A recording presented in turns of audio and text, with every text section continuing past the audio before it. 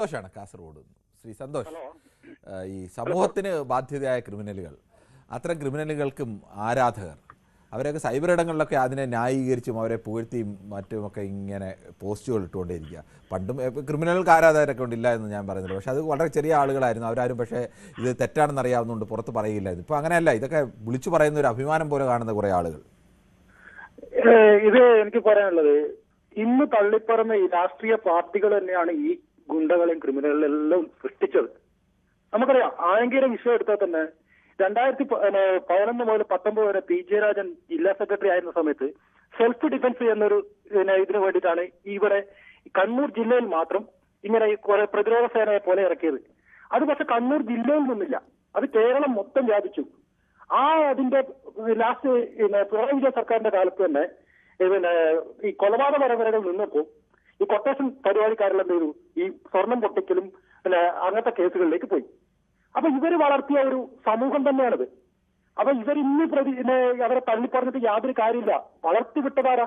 ഇന്നും ഈ കൊട്ടേഷൻ ടീമിന്റെ ബാക്കി പത്രങ്ങൾ ഇവരൊക്കെ ഉണ്ട്, ഈ കണ്ണൂർ ജില്ലയിൽ എല്ലായിടത്തും ഉണ്ട്.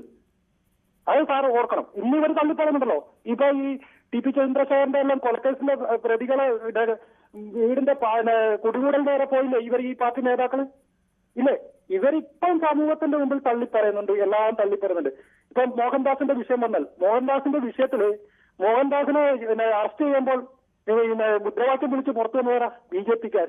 ഇവരാരെ കൂടെയാണ്? ജനങ്ങളുടെ കൂടെയാണോ? അതെനിക്കില്ലയോ? പിന്നെ സർക്കാർ ചെയ്തത് 11 ദിവസം കഴിഞ്ഞു ഒരു വർഗീയ കലാപത്തിന് ഒരു സ്ത്രീകൾക്കെതിരെ ഒരു വിദ്വേഷം റേപ്പ് ചെയ്യണം എന്നൊക്കെ പറഞ്ഞ ആ വിദ്യാനെ അറസ്റ്റ് ചെയ്യാൻ 11 ദിവസം. പക്ഷേ VD സതീശന് വരെ ഒരു ഫേസ്ബുക്ക് പോസ്റ്റ് ഇട്ടപ്പോൾ 2-ാം ദിവസം പൊക്കി. ആരെ തൃപ്തിപ്പെടുത്താനാണ് VD സതീശൻ കൂടെ ചെയ്യുന്നത്?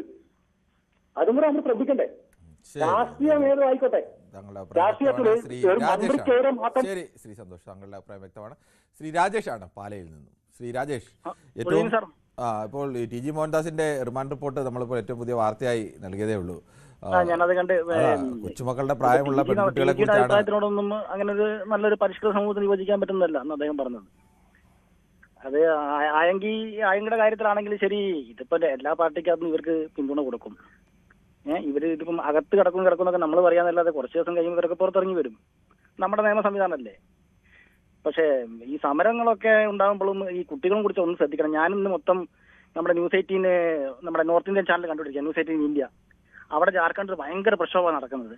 ഞാൻ ഇവിടുത്തെ ഒരു മലയാളം ചാനലിനകത്തും ഇങ്ങനത്തെ ഒരു വിവരങ്ങളെ കാണുന്നില്ല. പക്ഷെ ആ പ്രക്ഷോഭകാരികൾ ആരും പോലീസിന്, കാരണം ഇവിടെ ജലന്ധർ മന്ദിറിൽ നടന്ന ഒരു 4 ഇരട്ടി വിദ്യാർത്ഥികൾ അവിടെ ഉണ്ട്.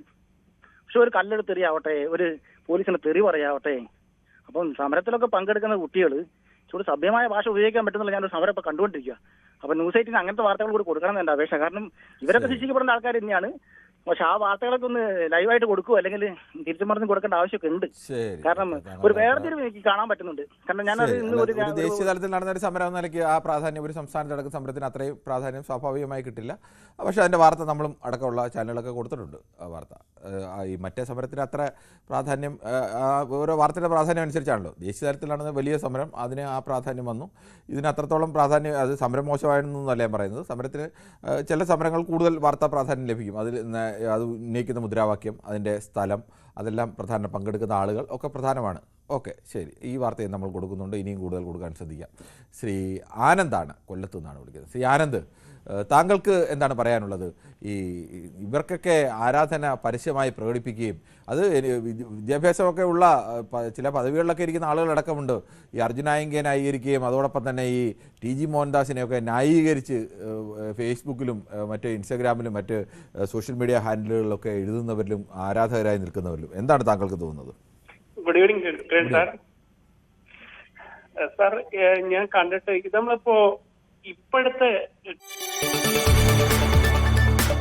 കൂടുതൽ വാർത്തകൾക്ക് news 18 Keralam YouTube channel subscribe ചെയ്യുക.